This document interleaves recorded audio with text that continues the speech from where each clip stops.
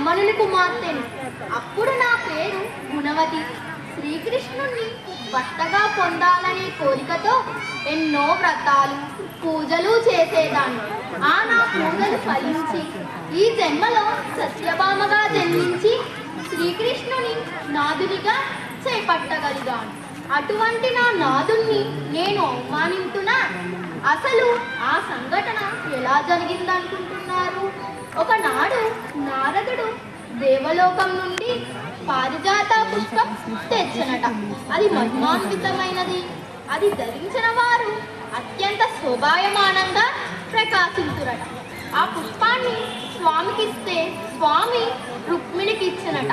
స్వామి పుష్పాన్ని రుక్మిణికి ఇచ్చినందుకు గాని రుక్మిణి ధరించినందుకు గాని నేను చింతించలేదు.